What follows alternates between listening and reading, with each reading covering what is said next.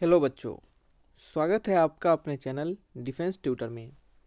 आज की इस वीडियो में आपको बताएंगे इंडियन कोस्ट गार्ड, नाविक, जीडी, डीबी और यांत्रिक के बच्चों के लिए मैथ्स के एक्सपेक्टेड क्वेश्चंस को। और आज का हमारा टॉपिक होगा बेसिक ट्रिग्नोमेट्री।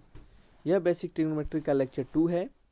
इससे पहले हमने बेसिक ट्रिग्नोमेट्री पे एक और लेक्चर दिए हैं और साथ ही साथ आपके और भी बहुत सारे डिफरेंट टॉपिक्स पे, डिफरेंट चैप्टर्स पे भी लेक्चर दिए हैं। तो जिन्होंने भी अभी तक उन सभी चैप्टर्स को, सभी लेक्चर्स को नहीं देखा है तो प्लेलिस्ट से जाकर देख सकते हैं।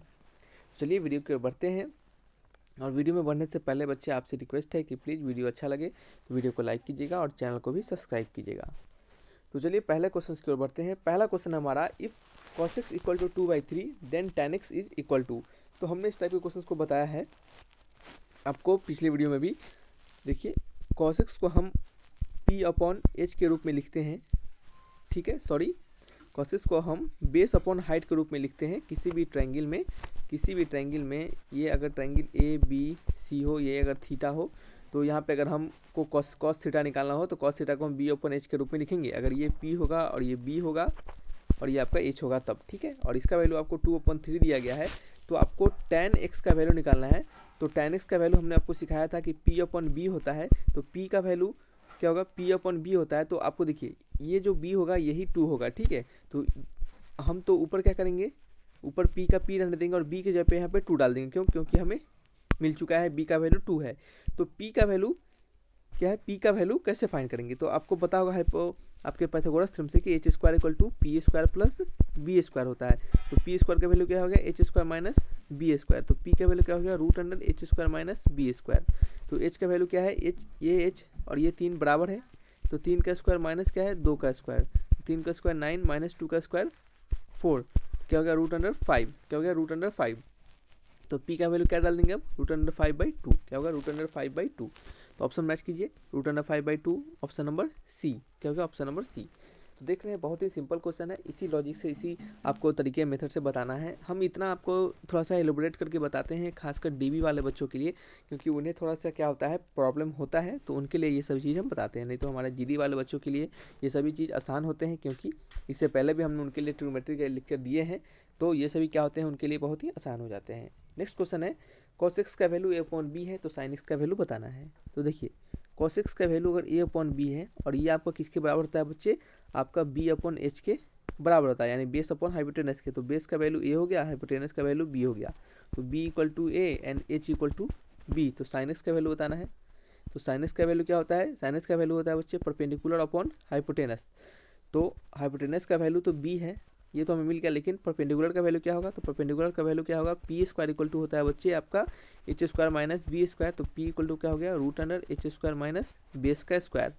तो h² यानी हाइपोटेनस क्या है, हाइपोटेनस का है b का स्क्वायर माइनस बेस कितना है, बेस a है, तो b² माइनस a²। तो ऊपर क्या डालेंगे परपेंडिकुलर के जगह पे, परपेंडिकुलर का वैल्यू हमें मिल चुका है ना, क्या मिल चुका है, √b² minus a²। Option match कीजिए, √b² minus a² upon b, option number C, ठीक है। तो इस तरीके से क्वेश्चंस को बनाते हैं। सिंपल क्वेश्चन है, ज़्यादा कुछ नहीं करना है। ये क्वेश्चंस क्या है, आपको सिंपल फार्मूला पुटिंग है। तो इसको सिंपल फार्मूला डालना है और फार्मूला को बनाना है, ठीक है। जैसे देखिए sin 60 का वैल्यू क्या होता है। जैसे देखिए, हमने आपको तरीका भी सिखाया था कि कैसे आप याद करके रख सकते हैं, into sin 30 degree into cos 60 degree. हमने आपको सिखाया था कैसे याद रखिएगा। देखिए, साइन और cos तो हमारा चेंज होगा, ठीक है। और ये 6 और आपका ये 3 30, यानी 60 और 30 मिला के 90 हो जाता है। तो दोनों का वैल्यू क्या होगा, सेम होगा। यानी साइन 60 और cos 30 दोनों का वैल्यू क्या होगा, आपका सेम होगा। तो साइन 60 का वैल्यू होता है √3/2 और cos 30 का वैल्यू होता है √3/2। फिर प्लस साइन और cos बदलेगा, और देखिए ये 30 डिग्री और ये 60 डिग्री दोनों मिला के 90 डिग्री हो जाता है। तो दोनों का वैल्यू क्या होगा, सेम हो जाएगा। तो cos 30 का वैल्यू 1/2, तो सॉरी साइन 30 का वैल्यू 1/2, तो cos 60 का वैल्यू भी क्या होगा, 1/2 ही होगा। ये क्या होगा, √3 और ये हो गया आपका 1। क्या हो गया, √3 + 1 हो गया बच्चे आपका √3 + 1। कुछ गलती हो रहा है क्या, एक सेकंड बच्चे, थोड़ा सा सिंप्लीफिकेशन गलती कर दी है हम, ठीक है। देखिए क्या हो गया, √3 इंटू √3, ये क्या हो गया 3/2, सॉरी 3/4, और ये क्या होगा प्लस 1/4। तो 3/4 + 1/4 क्या होगा आपका 4/4, यानी कट गया, क्या होगा, आंसर 1 आ गया, ऑप्शन नंबर बी। हम थोड़ा सा यहाँ पे कैलकुलेशन इसके बाद वाला स्टेप में गलती कर दिए थे, ठीक है। तो बस कैलकुलेशन कर लीजिए, कुछ नहीं करना था। तो हमने आपको जो सिखाया है तरीका, उसी तरीके से याद रखिएगा, तो आपको वैल्यू भी याद रहेंगे। ठीक है। ये आपको वैल्यू थोड़ा सा याद करवाने के लिए, चेक करवाने के लिए दिया जा रहा है, दूसरा कुछ नहीं है इस क्वेश्चन में। देखिए 2 tan 30 डिग्री, आगे आने वाले वीडियो में आपको कुछ और भी अच्छे क्वेश्चन आपको जरूर करवाए जाएंगे, ठीक है, क्योंकि वहाँ से आपको अच्छे से बेसिक ट्रिग्नोमेट्री क्लियर होगा। ये सब इसके लिए सिखा रहे हैं ताकि हमारा हमेशा रहता है बच्चे की पहले बेसिक समझा दे कि कमज़ोर से कमज़ोर बच्चा भी क्या हो, आगे आने वाले लेक्चर को अच्छे से समझ पाए। तो 230 का वैल्यू क्या होगा, 2 इंटू tan 30 का वैल्यू 1/√3 और आपका 1 प्लस tan स्क्वायर 30, तो tan स्क्वायर 30 का क्या होगा 1/√3 का होल स्क्वायर, क्या हो गया 2/√3 हो जाएगा, और यहाँ हो जाएगा आपका 1/3 प्लस, देखो 1/3 प्लस 1 है तो क्या होगा 4/3, क्या क्या बच्चे आपका 4/3 हो जाएगा। तो एक सेकेंड, 4/3, ठीक है। तो इससे हम क्या लिख सकते हैं 2/√3 इंटू 3/4, तो 2 2 4 और ये आपका √3 टाइम्स कर जाएगा, तो क्या हो गया आपका √3/2, क्या हो गया √3/2, ऑप्शन मैच कीजिए √3/2। तो देखिए यहाँ पे tan के टर्म में दे दिया गया है, आपको क्या किया जा रहा है, बुड़बक बनाया जा रहा है।